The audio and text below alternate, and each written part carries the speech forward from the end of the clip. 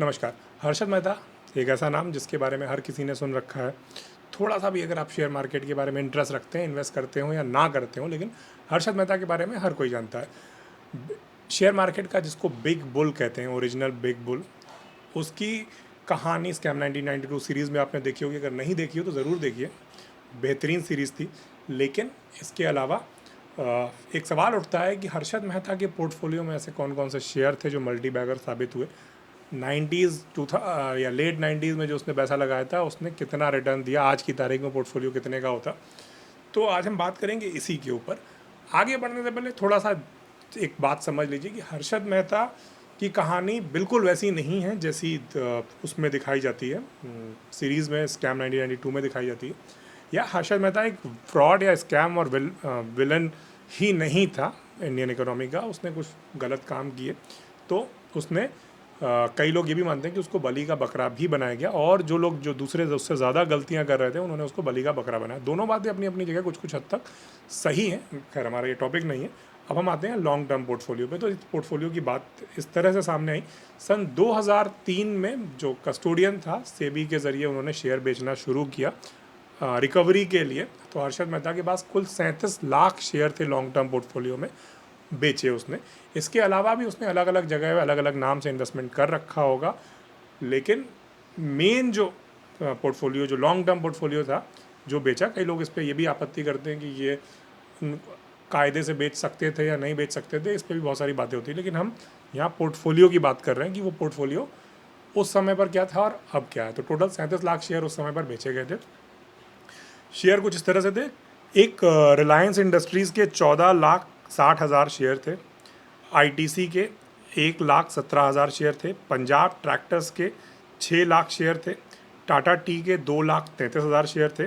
Apollo tyres के 12,50,000 share थे। और एसीसी का लगभग 11% स्टेक था। एसीसी कंपनी का 11% स्टेक था।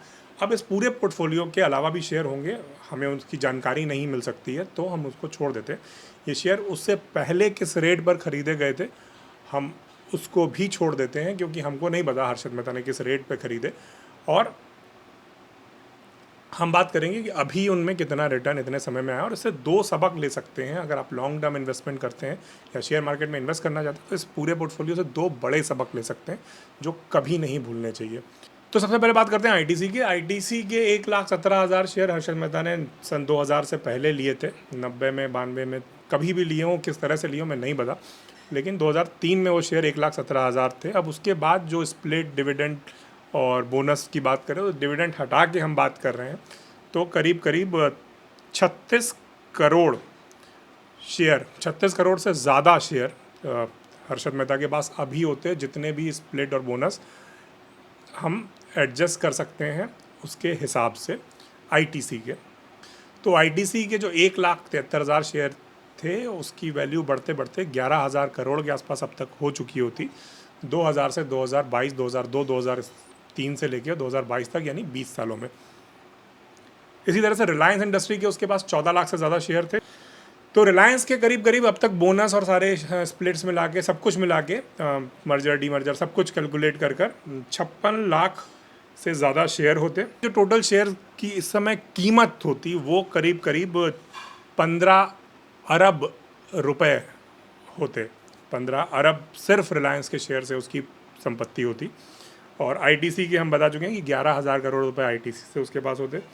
टाटा टी, जो अब टाटा कंज्यूमर्स बन चुकी है, उसके भी उसके पास करीब करीब लगभग 1.25 अरब रुपए के टाटा कंज्यूमर्स के शेयर होते। और पंजाब ट्रैक्टर्स जो कंपनी थी, वो अपने समय पे बहुत बड़ी कंपनी थी। बाद में उसका बिजनेस डाउन हुआ। स्वराज उनका ब्रांड था, और वो महिंद्रा एंड महिंद्रा में आ चुके हैं। तो महिंद्रा एंड महिंद्रा ने उसको 2007 में एक्वायर कर लिया। अब इतना गणित हम उसमें से, क्योंकि हमारे पास बहुत सारी जानकारी नहीं है, हम नहीं लगा सकते कि एग्जैक्टली क्या वैल्यू होती, लेकिन महिंद्रा एंड महिंद्रा एक अच्छा इन्वेस्टमेंट है आज की तारीख में, इसमें कोई दो राय नहीं है।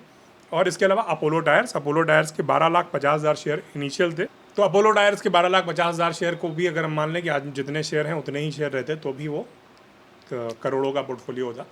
कुल मिला के हर्षद मेहता का जो पोर्टफोलियो था, इसी लॉन्ग टर्म पोर्टफोलियो के आधार पे वो आज भी भारत के सबसे अमीर लोगों की सूची में होते, हर्षद मेहता अपने इस पोर्टफोलियो के साथ। अब इस पोर्टफोलियो से एक आम निवेशक को दो सबक लेने चाहिए शेयर मार्केट में। जो भी हमारे आपके जैसे लोग, मैं खुद, आप, जो भी लोग ये वीडियो देख रहे हैं, उनको 2 सबक बिल्कुल लेने चाहिए। पहली चीज़ कि हर्षद मेहता ने जिन कंपनियों में इन्वेस्ट किया उनका फुल डे किया था। बहुत बेसिक चीज़ें, बेसिक ज़रूरतें बनाने वाली कंपनी थी। जैसे आपकी आईटीसी बात करें तो वो सिगरेट और एफएमसीजी में है, टाटा टी चाय बनाती है, और रिलायंस इंडस्ट्री उस समय पर ऑयल में थी, अब जियो बन चुकी है, उसमें जियो भी उसमें एक चीज़ आ चुकी है। और पंजाब ट्रैक्टर्स अपने समय का सबसे बड़ा ब्रांड था, जिसको स्वराज ट्रैक्टर्स के नाम से भी जाना जाता था, और पंजाब ट्रैक्टर फेल हुआ। और अपोलो टायर्स, टायर बनाने वाली कंपनी, तो बहुत बेसिक, गाड़ी की कंपनी में पैसा लगाने की जगह टायर की कंपनी में पैसा लगाया। आईटी उस समय पर उतना, जो आईटी का जो बूम था इंडिया का, मेरे हिसाब से 90s में शुरू हुआ था, वो इसलिए उस समय आईटी कंपनियां इनके पोर्टफोलियो में नहीं दिखती हैं इस लॉन्ग टर्म पोर्टफोलियो में। मेरा ख्याल है कि अगर ये हर्षद मेहता स्कैम नहीं हुआ होता तो लॉन्ग टर्म पोर्टफोलियो में आईटी कंपनीज भी, विप्रो या इन्फोसिस या टीसीएस में से कोई कंपनी होती है अगर ये स्कैम नहीं हुआ था। और हाँ, एसीसी सीमेंट बहुत चर्चित स्टॉक है हर्षद मेहता के पोर्टफोलियो से, क्योंकि वो 200-300 रुपये, राकेश झुंझुनवाला कई बार बोल चुके हैं कि 200-300 रुपये में ख़रीद के लोगों ने उसको 10,000 पे बेचा। 90s में वो 10,000 तक पहुँच गया था। अब एसीसी अभी भी है मार्केट में, और अगर 10,000 पे भी किसी ने 1992 में वो स्टॉक खरीदा होता पीक पे, तो 30 सालों में, 30 ईयर्स, वो 9 गुना पैसा कमा चुका होता था, बोनस, डिविडेंड और स्प्लिट के पैसे से। हाँ, इन जितने भी हमने शेयर में आपकी रिटर्न बताया, इसमें डिविडेंड शामिल नहीं है। तो अगर आप मान के चलें कि सिर्फ डिविडेंड की बात करें तो कम से कम 400-500 करोड़ रुपए का हर्षद मेहता को आज की तारीख में डिविडेंड मिल रहा होता शेयर मार्केट से बिना कुछ किए। तो जो 2 सबक की हम बात कर रहे हैं, पहला सबक तो ये था कि जो बहुत ही कैश जनरेट करने वाले बहुत बेसिक बिजनेस हैं, जो हमेशा चलते हैं मेहनत के साथ, उसमें पैसा लगाने की बात है। जैसे आईटीसी हो गया, जैसे रिलायंस हो गया, पेट्रोल या ऑयल की बात कर रहे हैं।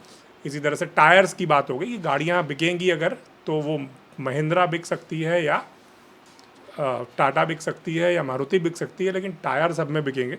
ये बहुत ही एक रफ एस्टीमेट, ऐसा नहीं है कि आप जाइए और कल टायर की कंपनी में पैसे लगा दीजिए, हम इस तरह का रिकमेंडेशन नहीं दे रहे हैं, लेकिन जो बेसिक चीज़ें हैं उस पर ध्यान दीजिए, वो लॉन्ग टर्म इन्वेस्टर्स के लिए खास तौर पे। और ये सारी कंपनियां अपने अपने सेगमेंट में मार्केट लीडर है। रिलायंस अपने सेगमेंट में मार्केट लीडर है, आईटीसी अपने सेगमेंट में, सिगरेट में खास तौर पे मोनोपोली है उसकी, टाटा टी एक समय तक बहुत ज़्यादा इसका था, अभी भी चाय के मार्केट में इसकी अपनी मोनोपोली। तो इस तरह की चीज़ें।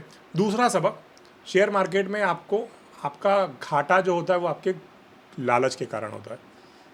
हम फिर कह रहे हैं कि अगर हर्षद मेहता का वो स्कैम सामने नहीं आया होता और कुछ भी नहीं होता, तो भी आज की तारीख में 400-500 करोड़ का डिविडेंड साल में आ रहा होता। हर्षद मेहता का ये पूरा पोर्टफोलियो नीलाम हो गया, उनको कुछ नहीं मिला, और संदेहास्पद परिस्थितियों में हार्ट अटैक से उनकी डेथ भी हो गई।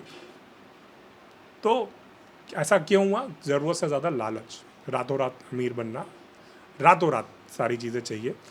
तो उनको नुकसान जो हुआ शेयर मार्केट में, या उनके परिवार को, वो गलत स्टॉक चुनने की वजह से नहीं हुआ। हर्षद मेहता के बारे में आप कोई भी राय बना सकते हैं कि वो फ्रॉड किया था या स्कैम किया था या नहीं किया था, लेकिन एक चीज़ पे हर कोई सहमत होगा कि शेयर मार्केट को वो बहुत अच्छी तरह समझते थे, जो उनके पोर्टफोलियो से भी समझ में आता है।